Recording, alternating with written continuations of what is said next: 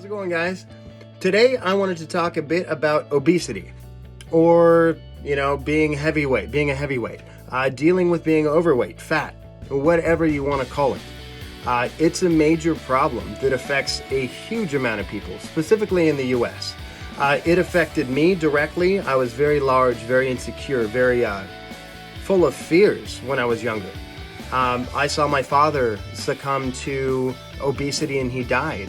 Multiple kidney failure, a lot of things just due to his inability to tackle his weight. I've seen it in my family, I've seen it with my friends, and I hate it. I hate obesity.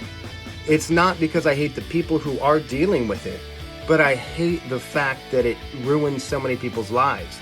It exudes so much control over so many people's lives, and it's such a terrifying phantom that some people don't even know how to attack it at all. I kind of view obesity like any habit or any nagging issue that I might have. It's something that's obvious to me, something that's negative, something I know I can improve on and I want to improve upon, but maybe it's more hidden than obesity. It's in my heart, it's in my habits, it's a way of thinking. So obesity I view as really no different. It's just a very obvious problem that a lot of people can see about, and there's a lot of social stigma around. So it's like, my heart is like, I guess I felt I was blessed with enough motivation to begin to exercise, to begin to have hope, to begin to change. And sure enough, I'm not where I want to be, but I'm a lot better than where I was, for sure. And basically it's the biggest aspect is being able to believe that it's possible, right? There are few things in this life that you invest everything in, you pay everything for, and you're guaranteed results.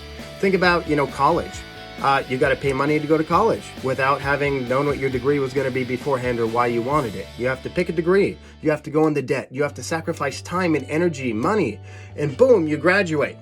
It doesn't guarantee happiness. It doesn't guarantee livelihood. It doesn't even guarantee you knowing what your next step is, actually. But with fitness, it's a little bit different. I promise, if we follow basic guidelines, committedly, seriously, you will absolutely find that your body will change. It is subject to the laws of physics, and you can, in fact, exercise sovereignty and deliver yourself from this, this prison. And you'll see some amazing changes in your mind, in your spirit, in your heart, in what you think is basically possible in your life, which is what I'm going after, which is really what's key, what's important. It's hope, it's encouragement, it's knowing someone cares. And I do care. So if you have any questions, if you guys are watching this and need some motivation, send me a message, reach out. I'm happy to talk through my experience. So the big things I would say, top of the line, if you're obese and you're serious about losing weight, is understanding the basic physics of it. The calories coming in, right? They're your fuel. You use them up or you don't. If you use more than you take in, you burn fat. If you store or if you don't burn as much as you take in, it's stored as fat. That makes sense, right? It is true. And we have to start counting our calories if we care about making a lasting change. I would recommend an app I have. It's called MyFitnessPal. I think it's from Under Armour. It's cheap. It's a good way for you to log your workouts as well as your caloric intake, the food that you take. So I would recommend one of those for sure. It's going to help you. Another one is understanding the big difference between diet and exercise. Many people think, oh my God, I have to exercise crazy. I've never exercised. I don't know how to work out. Honestly, where you're sitting right now, the biggest thing you have to worry about is exercising self-control with the diet.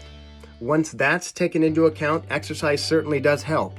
But I would say it's almost something like 60% diet, 40% working out. Or even more drastic, 70% diet, 30% working out. So don't worry about that. Don't worry about that at all. The next most important thing is really consistency. It's tricking yourself and reminding yourself every day, what is my goal? What is my purpose? This is going to stop you from eating that food at night. This is going to get you on the treadmill in the morning. And if that's writing out your goals and looking at them every day, do it. If it's watching this video every day, do it. If it's setting up accountability partners to talk about what you're doing, do it. The point is, let's be humble. Let's understand that we're at this point because by ourselves, we haven't been able to do anything. So it's time to switch up the methodology. Switching up the thoughts is really important, right? So trust me on this, being consistent, Focusing on your goals is absolutely essential. You have to get that down or you will drift. And working out. I did say it's probably 30 to 40% of the importance, but it is something we will want to go over in next subsequent videos. I'll do some special videos that talk about how someone who's physically challenged can begin to push their bodies in new ways. To be quite honest though, right now cardiovascular heart health is the most important thing.